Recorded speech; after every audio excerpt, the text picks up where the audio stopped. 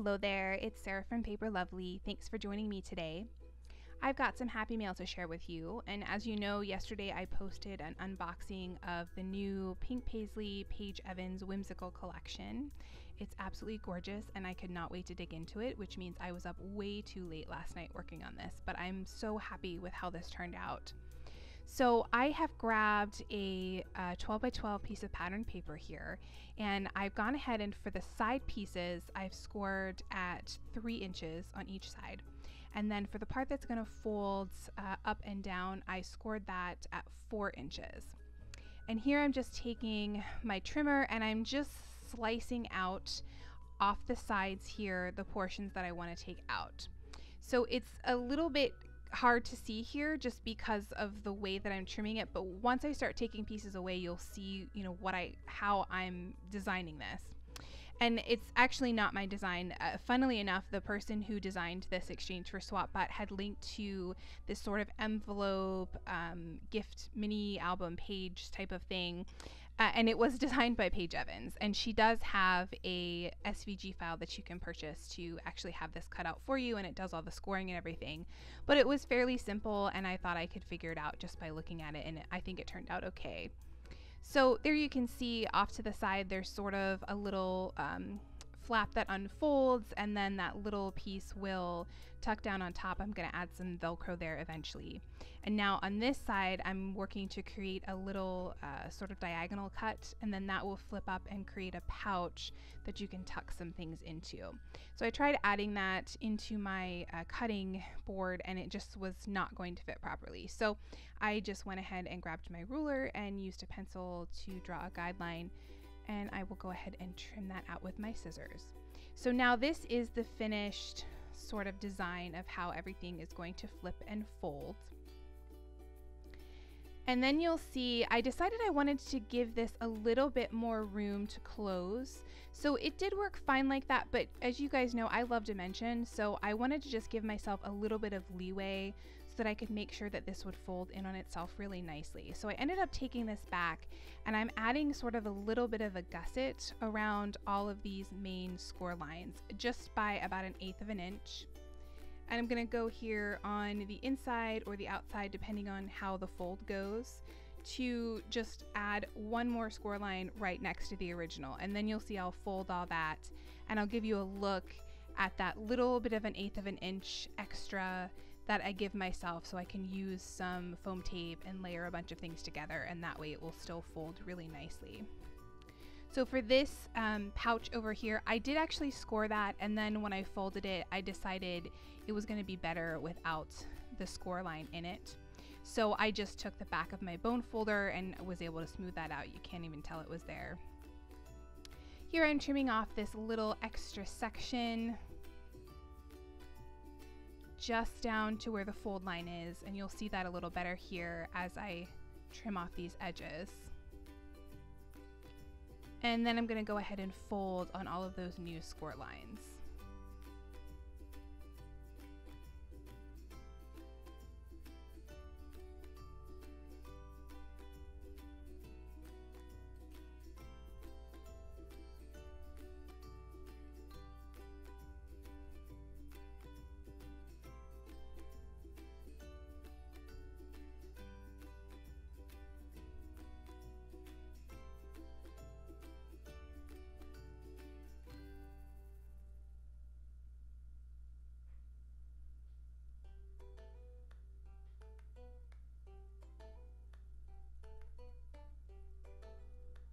And there you can see that gives me just a little bit more room for all the dimension that I want to add.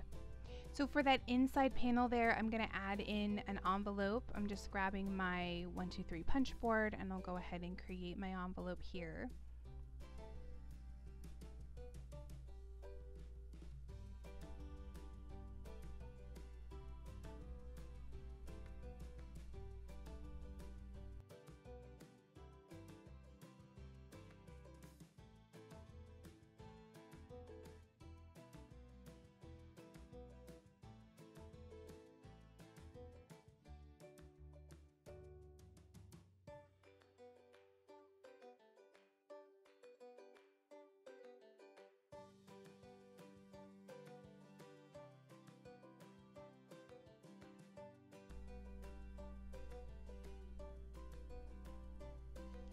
Now, after I had this put together, I decided I wanted to do some stitching.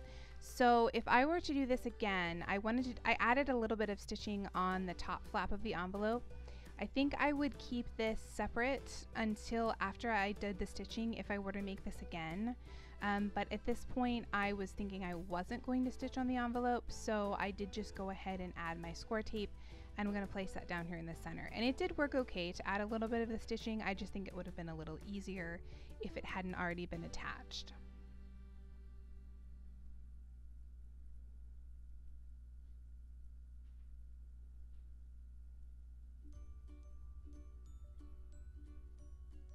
So next I've gone ahead and, oh nope, first I'm going to add my Velcro dots. And I added one here on these two little flaps, and then I'll also add one here to the envelope. And now I'm gonna go to that 6x6, nope I'm not, I'm gonna add some Scor-Tape behind this pouch flap here, just along the long edge, and I'll flip that up and that'll create the little pouch that I can tuck something into.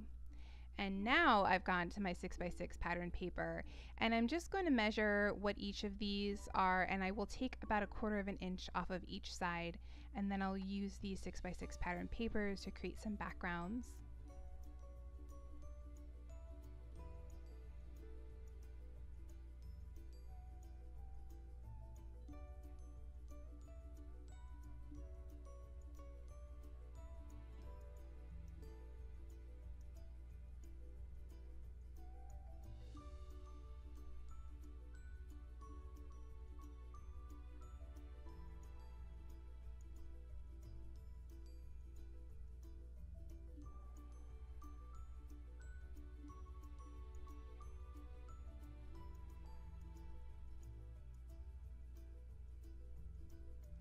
So now, because I want to do some stitching around the borders of all of these, I'm going to add one little stripe of my ATG in the middle of each of the panels, and I'll place those down just to help me keep them in place as I sew. But I don't want to go around the edges of the panels because I don't want to get any sticky on my needle as it goes through the paper.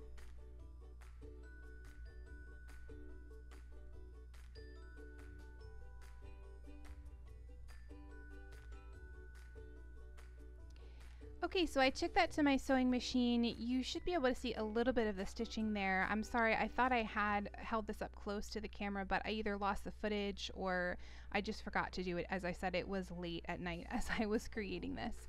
But I will give you a nice close-up look at the end, so you will get to see all of that stitching detail that I added. At this point, I'm going to go ahead and turn up the music and let you enjoy the process video of how I decorated everything, and then I will be back at the end to go over the finished project.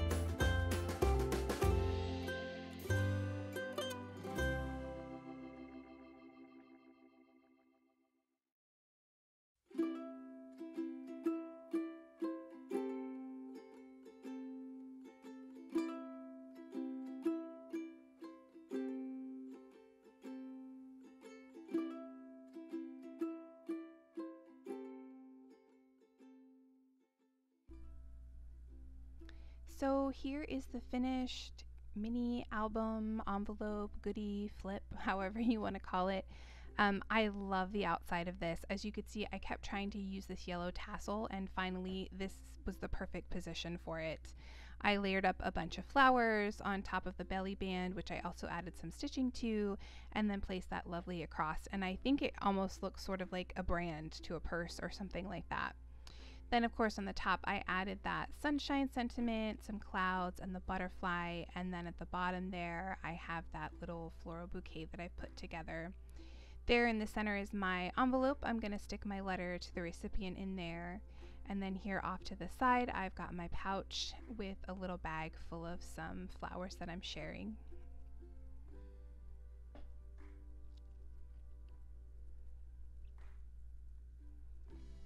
On this little pouch I added that love sentiment right up at the top, and I think that completed it perfectly. It was missing something, and when I added that it was just like, ah, finally. And then I've got my washi share tucked behind that little banner here, and the heart with a little bit of paint on the background on that bottom flap. There is a look at the entire thing open. So as I mentioned, this is actually part of a SwapBot exchange, and this is still open for signups. So if it's something that looks like fun to you, I will link the actual SwapBot exchange below. Now you'll have to log in order to see it, and there are of course requirements for having done previous swaps before this one. So it's not open to newbies, but if you are already on SwapBot and want to give it a look, there's only I think 3 or 4 of us signed up. So if you get partnered up with me, this could be coming to you in the mail. As I mentioned, the design for how everything flips and folds is something that Paige Evans came up with. I will also link her blog post below, which would take you to the SVG cut if you were interested in using that to make one of your own. Here I'm giving you a few close-up looks. There will be more photographs on my blog, which is linked down below. Make sure you leave me a comment below so you can be entered in the March Madness giveaway. As always, thanks so much for watching, and I'll see you in the next video.